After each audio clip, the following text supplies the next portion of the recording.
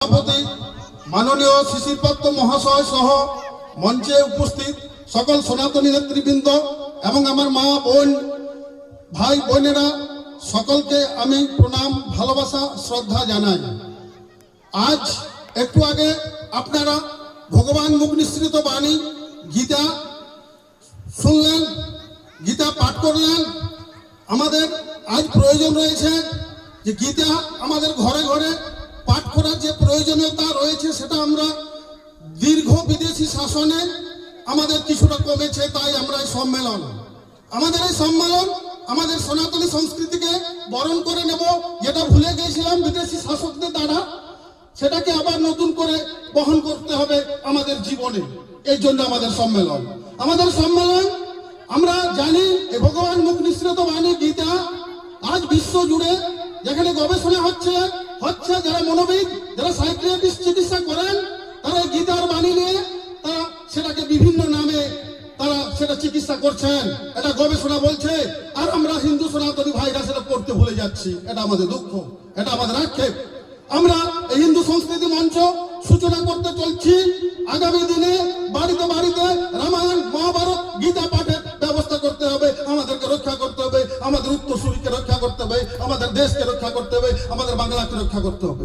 আমরা জানি, দেখছি আমাদের অনুজ্ঞর জন্য বিভিন্ন সময়ে যুগে যুগে মুঘল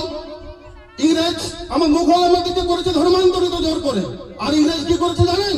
ইংরেজ আমাদেরকে আকারে রেখেছে ভারতীয়, আমরা আকারে ভারতীয় হিন্দুত্ব, কিন্তু আমাদের ভিতরে ঢুকিয়ে দিয়েছে খ্রিস্টান কালচার। আমরা হিন্দুত্বের যে গর্ব সুপ্রাচীন ইতিহাস রয়েছে, আমাদের হিন্দু ধর্মের যে সারা বিশ্ব জুড়ে যে আমাদের ঐতিহাসিক গুরুত্ব রয়েছে, আজ সারা পৃথিবীতে আমরা দেখছি যে পুনরায় মাঝখানে আমরা আক্রান্ত হলেও বর্তমান হিন্দু ধর্মের উপর আকর্ষণ সারা বিশ্ব জুড়ে বাড়ছে।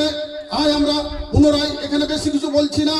সমস্ত মা বোনদের ভাই বোনদের কাছে আমাদের অনুরোধ, আমাদের হিন্দু সংস্কৃতি মঞ্চের পক্ষ থেকে আমরা চাই যে আমাদের সনাতনী জীবনযাত্রা যারা বৈজ্ঞানিক মতাদর্শগত ভাবে সমস্ত ধর্মের ঊর্ধ্বে, সমস্ত ধর্মের থেকে শ্রেষ্ঠ বিশ্ব মানবতার যে একমাত্র ধর্ম হিন্দু, যারা আমাদের ভগবান জয় পুরুষোত্তম শ্রীরামচন্দ্রকে আমরা স্মরণ করি। কেন করি? জানি আমরা তিনি লঙ্কা জয় করেছিলেন, সীতাকে উদ্ধার করেছিলেন, কিন্তু লঙ্কায় রাজত্ব করেননি। লঙ্কায় ওখানে রাবণের এই যারা উত্তরসূরি তাদেরকে বসিয়েছে দৃষ্টান্ত স্থাপন করেছিলেন। আর আমরা অন্যান্য রাজা দেখি তারা পররাজ্য আক্রমণ করতে গিয়ে তারা সেখানে চুরি ডাকাতি সেই রাজ্যের উপর অত্যাচার করে। আমরা এই জন্য ভগবান শ্রীরামচন্দ্রকে আমরা মর্যাদা দিই আমাদের পুরুষোত্তমে। তাই জয় শ্রীরাম আমাদের আদর্শ পুরুষ, জয় শ্রীরাম আমাদের আদর্শ ভগবান, তার জীবন জয় শ্রীরাম আমাদের আদর্শ স্লোগান। সেই স্লোগানকে সামনে রেখে আমরা আগামী দিনে শুধু বাঁচাতোড়া নয়, এলাকার সর্বত্র হিন্দু ভাইদের নিয়ে সনাতনী সংস্কৃতিতে আমরা নিয়ে আসবো। এই অঙ্গীকার আমরা এই সম্মেলনের মাধ্যমে করে আমি আমার ক্ষুদ্র বক্তব্য এখানে শেষ করছি। নমস্কার।